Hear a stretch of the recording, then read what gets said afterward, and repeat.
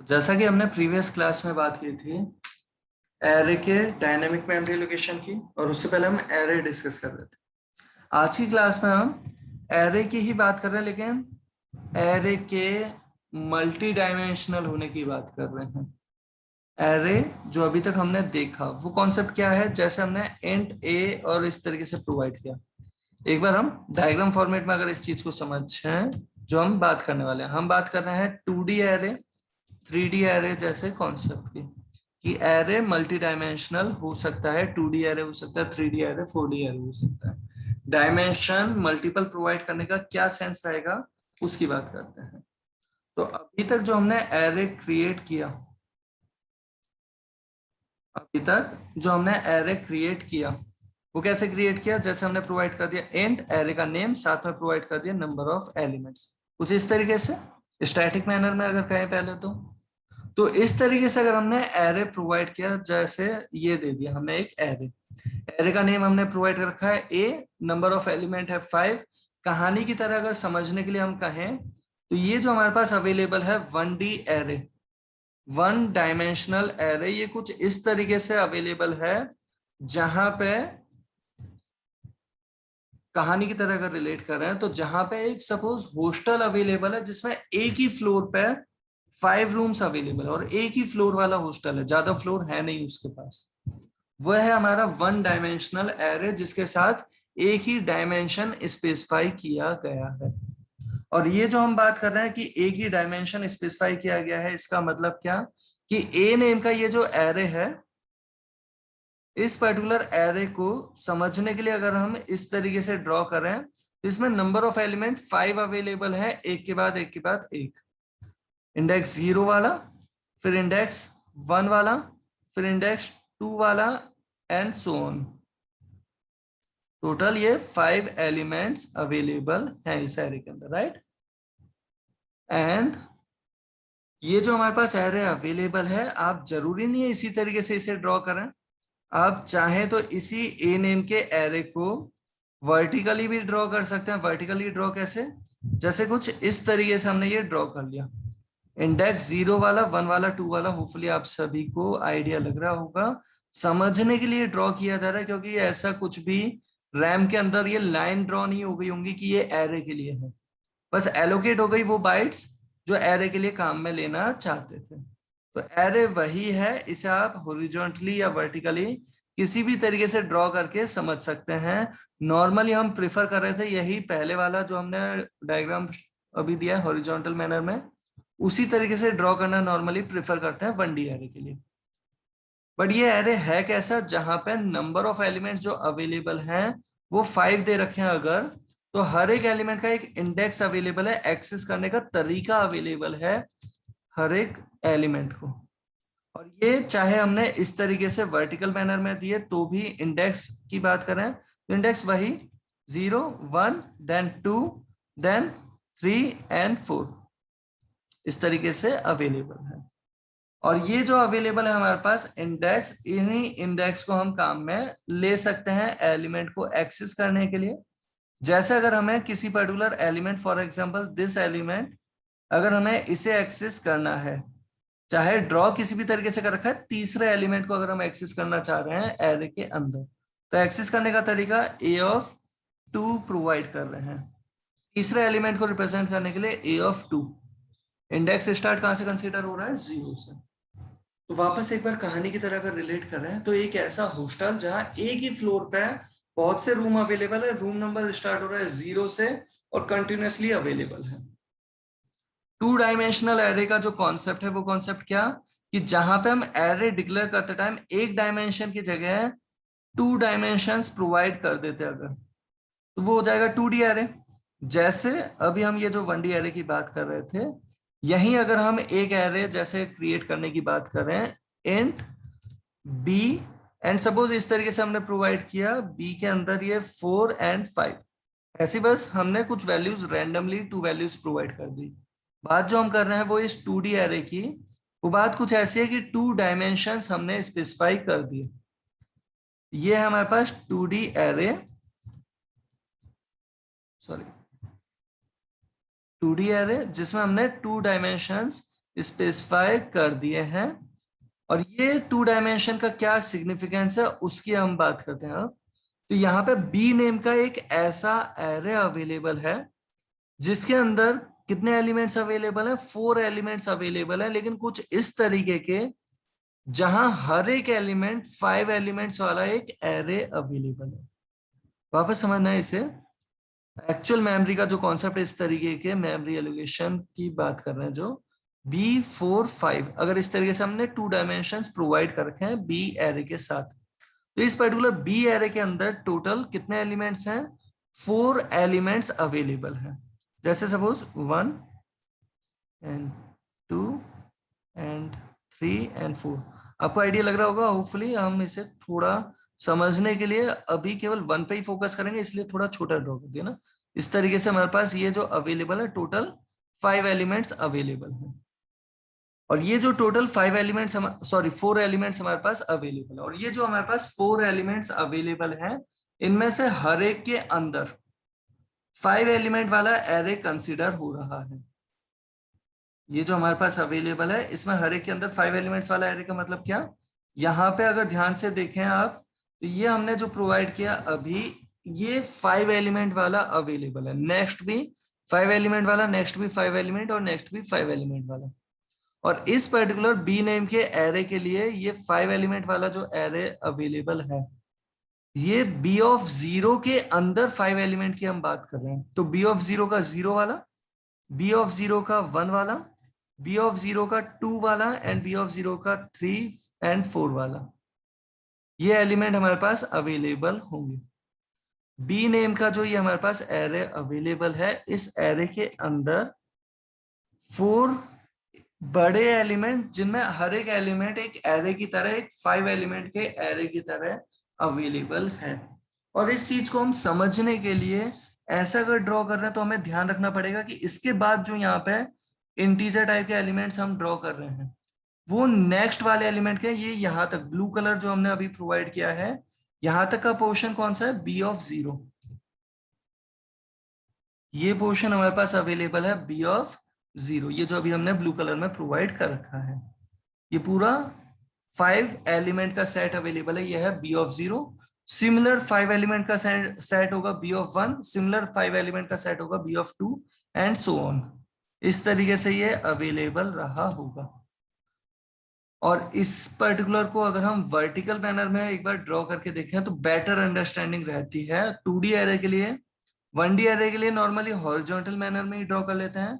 2D array के लिए जो प्रेफर करने की अप्रोच है वो कुछ ऐसी कि हम ये जो 2D एरे ड्रॉ कर रहे हैं जिसमें 4 एलिमेंट अवेलेबल है, और हर एक एलिमेंट कैसा है, तो 4 एलिमेंट ये जो अवेलेबल है, से इंडेक्स 0 वाला, इंडेक्स 1 वाला, इंडेक्स 2 वाला एंड इंडेक्स 3 वाला।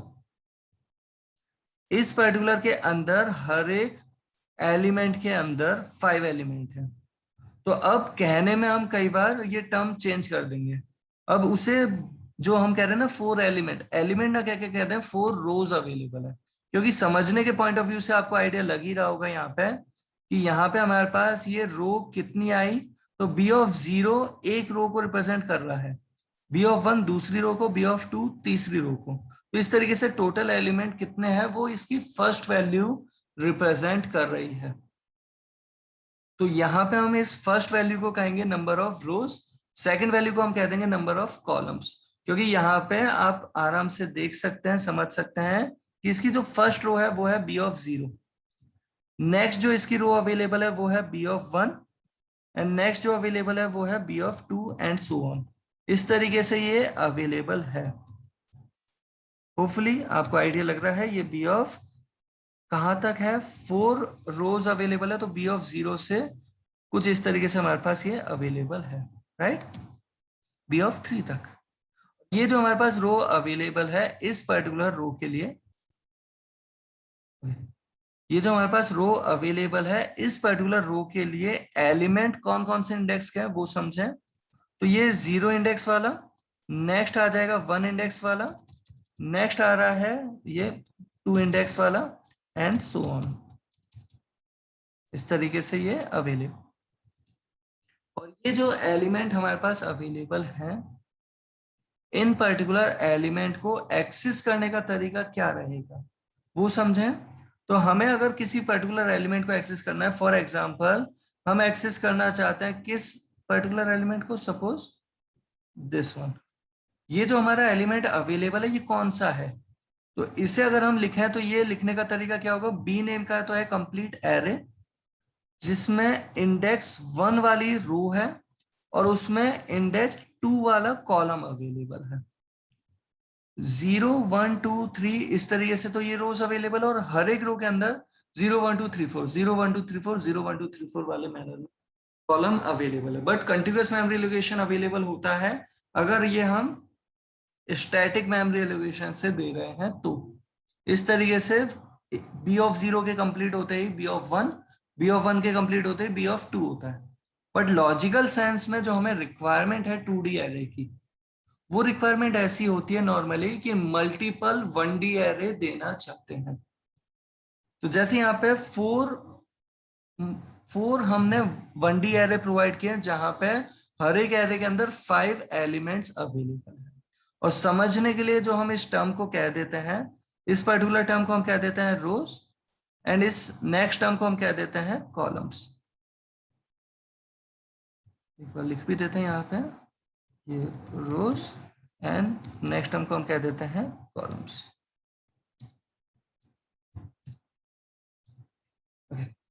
तो रोज एंड कॉलम से इन्हें रिप्रेजेंट कर दिया जाता है 4 रोज 5 कॉलम्स वाले मैनर में। जबकि 1D एरे के केस में ये सिंपल मैनर में नंबर ऑफ एलिमेंट्स के लिए प्रोवाइड कर दिया। इस तरह अगर हम समझें तो बात कुछ ऐसी कि जो हॉस्टल था वो सपोज मल्टीपल फ्लोर वाला हॉस्टल अवेलेबल है।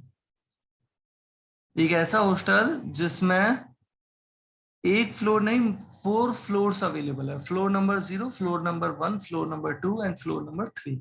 हर एक फ्लोर पे रूम नंबर 0 1 2 3 4 अवेलेबल है।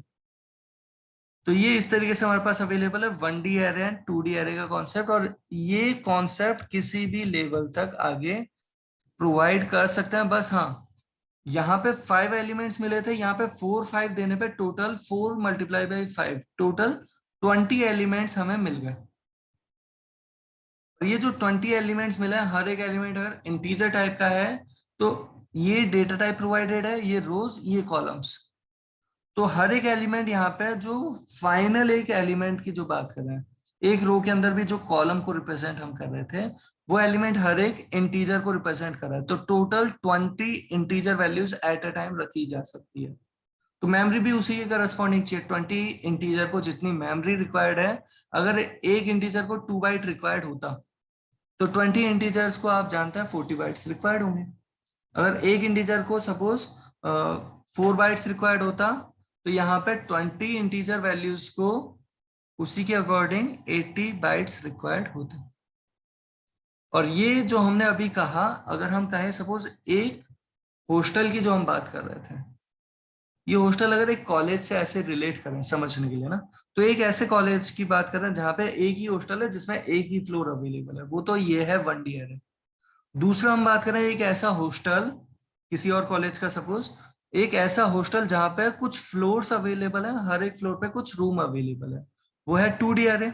वहीं पे अगर हम बात कर रहे हैं ये मल्टी डायमेंशनल वाले मैनर में, ये आगे किसी भी लेवल तक हो सकता है उसके लिए, कि अगर वहीं पे सपोज एक कॉलेज का ऐसा हॉस्टल है जहां पे बिल्डिंग मल्टीपल अवेलेबल है। फर्स्ट बिल्डिंग में सपोज कुछ फ्लोर अवेलेबल है और हर एक फ्लोर पे कुछ रूम है। सेकंड बिल्डिंग में भी उतने ही फ्लोर्स अवेलेबल है और हर एक फ्लोर पे उतने ही रूम अवेलेबल है। तो इस तरीके की बहुत सी बिल्डिंग अवेलेबल है। वो हो जाएगा आपके पास 3D एरे। 4D एरे को अगर इसी कॉन्सेप्ट से समझना चाहे तो सपोज उस कॉलेज के भी हॉस्टल के अलग अलग कैंपस है। फर्स्ट कैंपस में ये बहुत सी बिल्डिंग अवेलेबल है, सेकंड कैंपस में भी बहुत सी बिल्डिंग अवेलेबल है, थर्ड कैंपस में भी बहुत सी बिल्डिंग अवेलेबल है। और सपोज ये कैंपस एक ही सिटी में थे तो ये 4D एरे है। मल्टीपल सिटी में तो एक सिटी में बहुत से कैंपस, दूसरी सिटी में भी बहुत से कैंपस एंड सो ऑन, तो वो 5D एरे को भी रिप्रेजेंट कर जाएगा। और ये एक ही स्टेट में अवेलेबल है बहुत सी सिटीज में, अगर मल्टीपल स्टेट में है तो उसके करस्पॉन्डिंग। होपफुली आपको आइडिया लगे, इसकी कोई लिमिट नहीं है इस कॉन्सेप्ट की, या आगे किसी भी लेवल तक हो सकता है, बट समझने के लिए एक बार थोड़ा और एक्सप्लेन करने के लिए हम यहाँ पे 3D एरे की भी हेल्प ले रहे हैं, 3D एरे का भी एग्जांपल दे रहे हैं यहाँ। तो 3D एरे का सेंस क्या?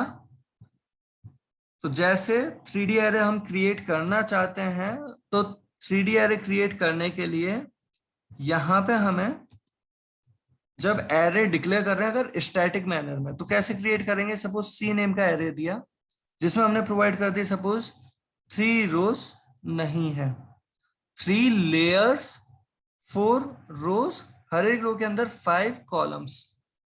वापस से बोलते हैं क्या प्रोवाइड किया हमने? 3 लेयर्स समझने के लिए कह रहे हैं, क्योंकि हम इसे समझने के लिए कैसे ड्रॉ करें, क्योंकि ये कंटिन्यूअस मैनर में अगर अवेलेबल है भी, 3 ऐसे एलिमेंट जिसके अंदर 4 एलिमेंट है हर एक एलिमेंट में, इन 3 बहुत बड़े वाले एलिमेंट जिनके अंदर 4 उसके कंपेरेटिवली छोटे एलिमेंट हैं, और हर एक एलिमेंट वो जो 4 हम कह रहे हैं उनमें भी हर एक के अंदर 5 एलिमेंट वाला एरे अवेलेबल है। तो इस चीज को ड्रॉ करने का तरीका हम ऑन पेपर जब ड्रॉ करेंगे समझने के लिए, तो इस तरीके से हॉरिजॉन्टल मैनर में तो जब 2D एरे ही एक्सप्लेन नहीं हो पा रहा तो 3D एरे तो क्या।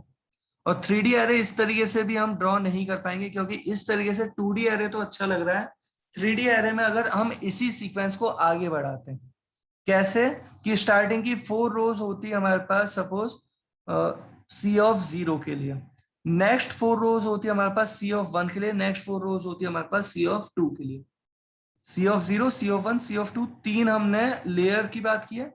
एक साथ कंटिन्यूटी में प्रोवाइड करेंगे तो हो सकता है कभी कंफ्यूजन हो जाए, उससे बचने के लिए नॉर्मली क्या कर देते हैं हम, तो कुछ इस तरीके का हम इन्हें ड्रॉ कर सकते हैं। जैसे ये हमने प्रोवाइड किया सी नेम का जो एरे है, उसकी फर्स्ट लेयर, उसकी सेकंड लेयर एंड उसकी थर्ड लेयर हम प्रोवाइड कर रहे हैं। और ये जो 3 लेयर हम प्रोवाइड कर रहे हैं, इन तीनों ही लेयर्स में कुछ रोज हम प्रोवाइड कर रहे हैं।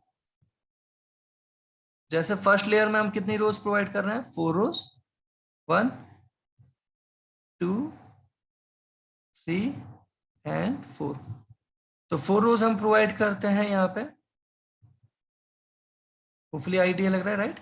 सिमिलरली नेक्स्ट के अंदर भी हम 4 रोज अवेलेबल करा रहे हैं, 1 एंड 2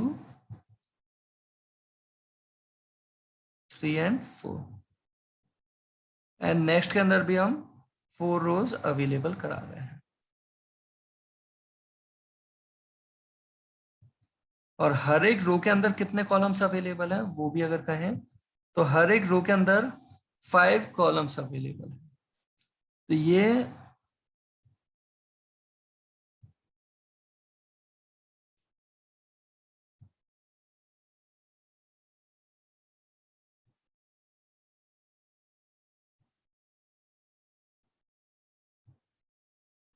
एंड सिमिलरली बाकी हमारे लेयर्स के लिए भी अवेलेबल है 5 कॉलम्स वाला कॉन्सेप्ट।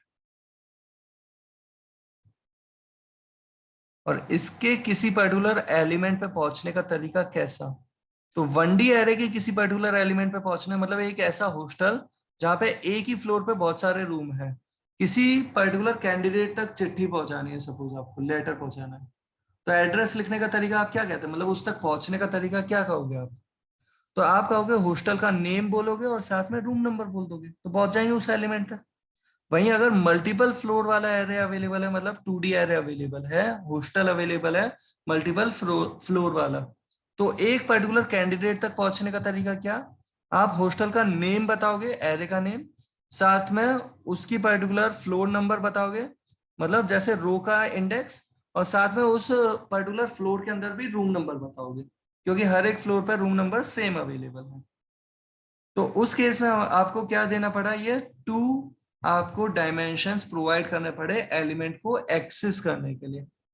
जबकि यहाँ पे हम बात कर रहे हैं, ये हमारे पास जो एरे अवेलेबल है ये सी नेम का एरे, जिसके अंदर ये पहली लेयर जो है वो पहली लेयर रिप्रेजेंट हो रही है सी ऑफ 0 से।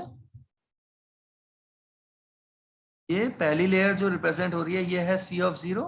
नेक्स्ट लेयर जो है वो है सी ऑफ 1, नेक्स्ट लेयर जो है वो है सी ऑफ 2, जिसमें हर एक लेयर के अंदर जो हमारे पास रो अवेलेबल है वो है 0 1 2 3 0 1 2 3 0 1 2 3, और हर एक रो के अंदर जो कॉलम अवेलेबल है वो है 0 1 2 3 4।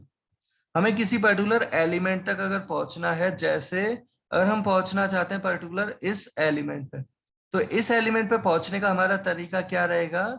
सी नेम का अगर हमारे पास ये एरे अवेलेबल है तो हम लिखेंगे सी,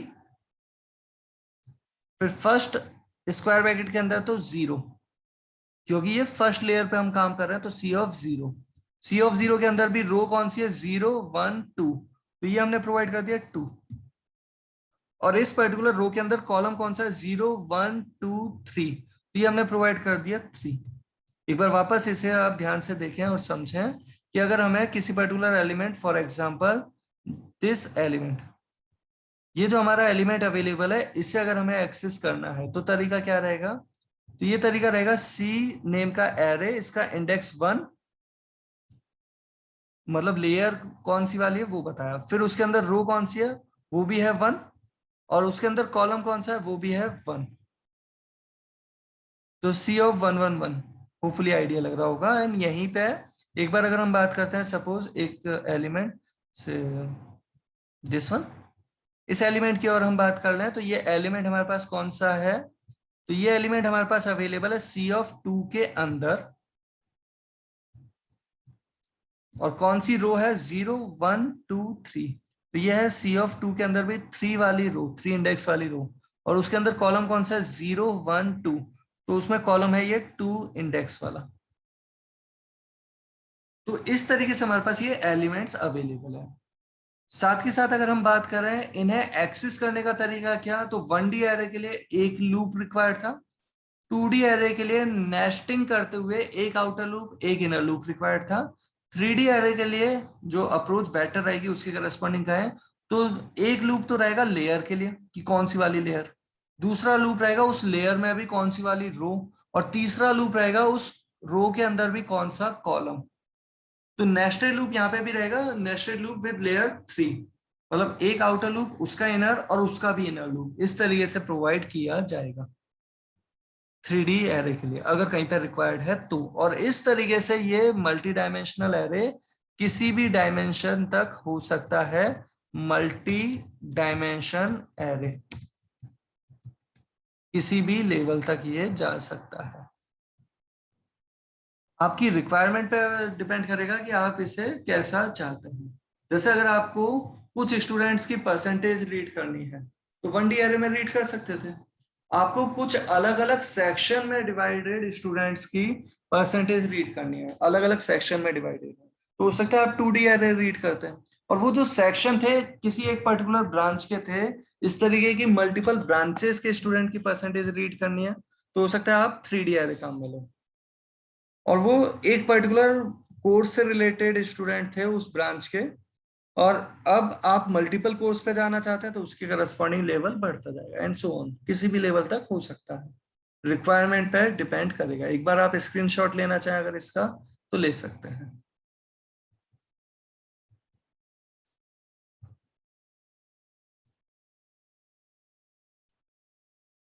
ओके, तो यहाँ तक की बात होपफुली आप सभी को क्लियर होगी। अब हम जो बात कर रहे हैं वो 2D एरे का एग्जांपल देख रहे हैं, क्योंकि हमने बात किया कि 2D एरे एक्सेस करने का तरीका नेस्टेड लूप रहेगा, 3D एरे का भी नेस्टेड लूप वाला ही मैनर रहेगा, एक आउटर उसका भी इनर उसका भी इनर।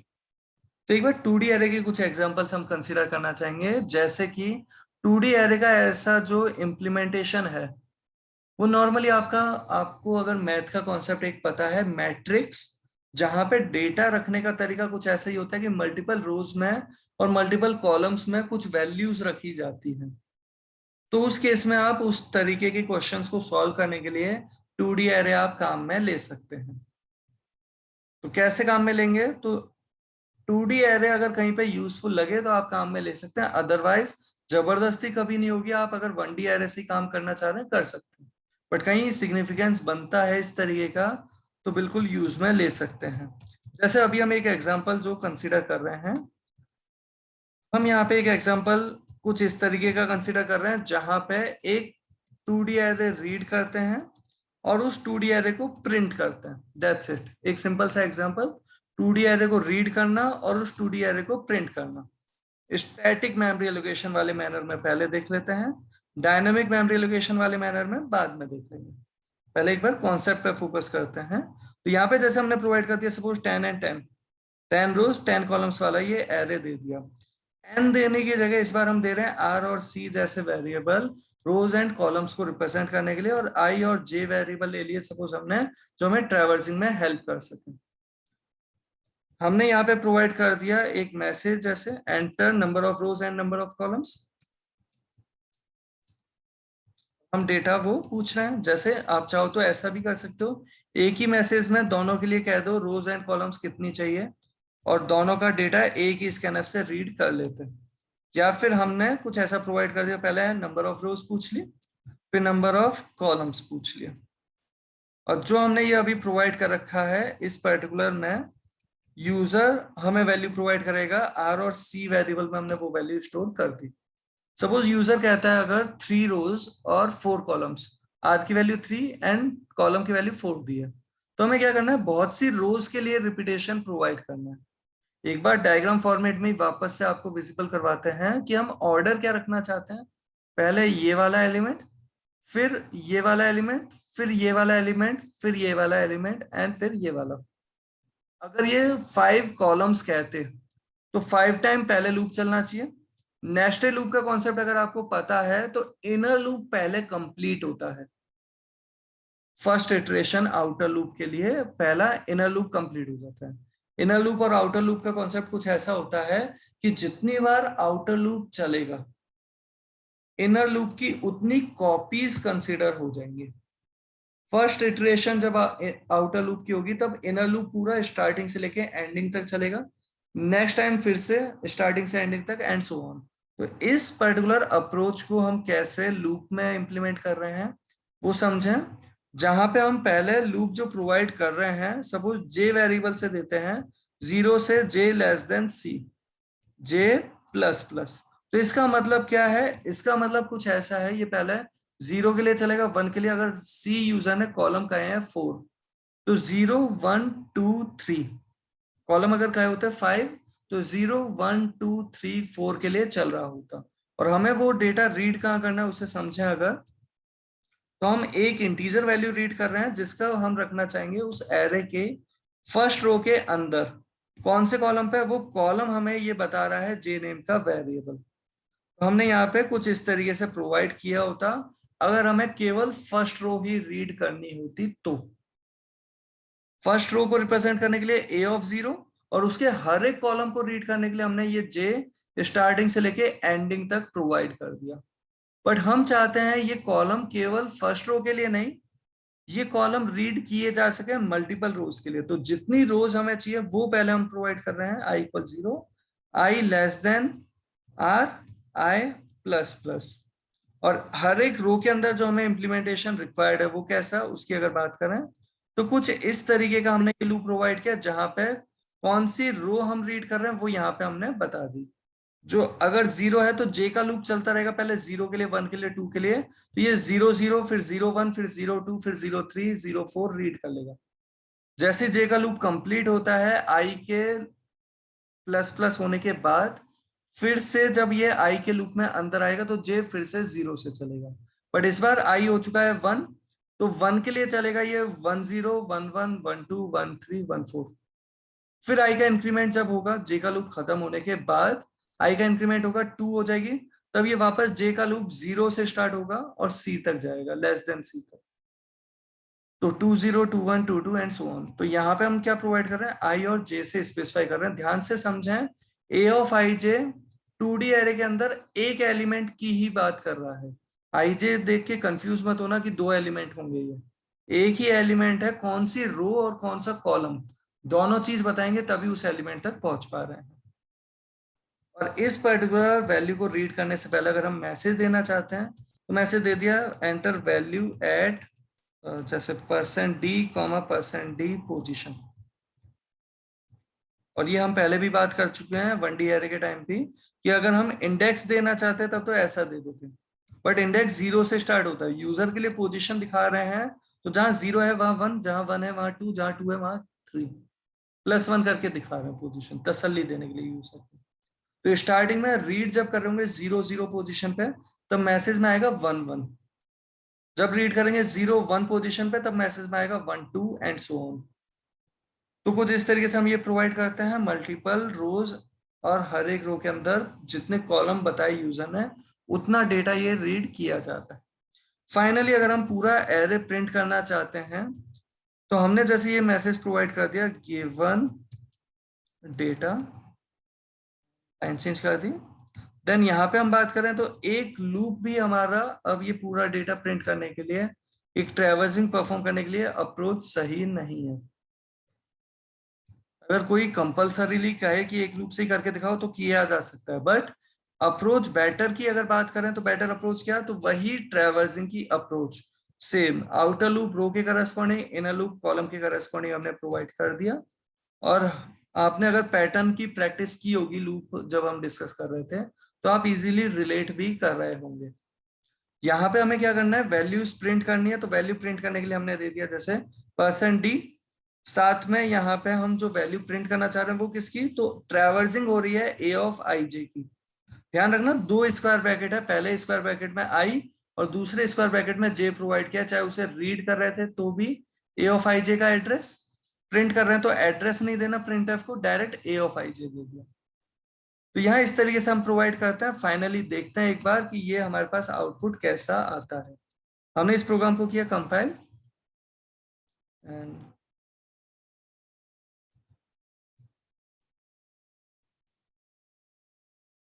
जो हमने अभी प्रोग्राम दिया है, कंपाइल किया, एग्जीक्यूट किया, नंबर ऑफ रोज दे दी सपोज 2, नंबर ऑफ कॉलम्स दे दिए 3, वैल्यू दे रहे हम सपोज 12 34 56 90 एंड 22 77।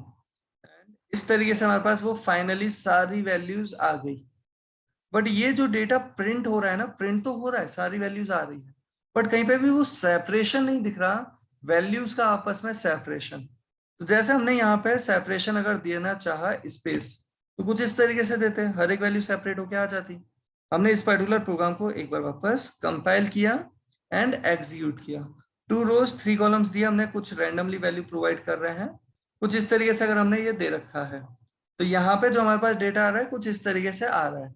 बट कब ये रो चेंज हो रही है वो पता नहीं चल रहा।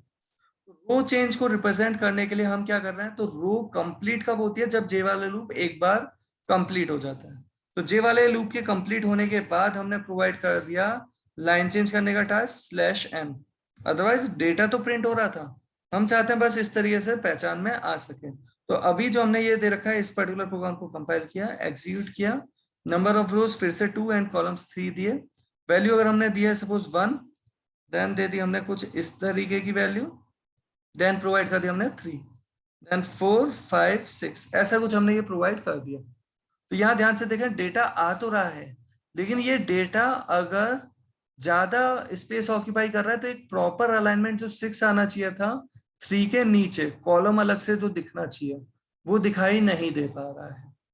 तो यहाँ पे हमें पहचान में तो आ रहा है ये फर्स्ट रो के डेटा है, ये सेकंड रो के हैं, और वैल्यू भी पता चल रही है, ये फर्स्ट कॉलम, ये सेकंड कॉलम, ये थर्ड कॉलम विजिबल है, ये फर्स्ट, ये सेकंड, ये थर्ड कॉलम विजिबल है। बट हम चाहते हैं अलाइनमेंट को भी थोड़ा बेटर करना, तो उसके लिए हमने यहाँ पे /t प्रोवाइड किया, कंपाइल करते हैं इसे, एक मिनट, कंपाइल किया हमने इसे एंड एग्जीक्यूट किया, 2 रोज 3 कॉलम्स हमने प्रोवाइड किया, वैल्यू दे रहे हैं कुछ इस तरीके से 1 एंड रैंडमली कुछ वैल्यू प्रोवाइड कर दी जैसे, एंड 3 4 5 6। तो इस केस में एक प्रॉपर अलाइनमेंट विजिबल हो रहा है। तो कुछ इस तरीके से हम एक 2D एरे को प्रिंट करवा सकते हैं, बेटर अप्रोच कुछ ऐसी रहेगी। और ये जो अभी हमने बात किया एक 2D एरे की, ये 2D एरे एक मैट्रिक्स को रिप्रेजेंट कर सकता है। मैथ में आपने कॉन्सेप्ट देखा होगा मैट्रिक्स का, तो उसी कॉन्सेप्ट के करस्पॉन्डिंग अवेलेबल है। आप चाहें तो एक क्वेश्चन तो ये ट्राई करना कि 2 मैट्रिसेस का अगर एडिशन करना है हमें, तो हम कैसे करना चाहेंगे। अगर हम चाहते हैं यूजर से 2 मैट्रिसेस रीड करना और उनका एडिशन करना, तो कैसे करना चाहेंगे। साथ के साथ दूसरा क्वेश्चन है 2 मैट्रिसेस रीड करके अगर उनका मल्टीप्लिकेशन करना चाहेंगे तो कैसे। बट हाँ, उसके लिए आपको मैथ का कॉन्सेप्ट पता होना चाहिए। होपफुली यहाँ तक की बात आप सभी को आइडिया लगा हो।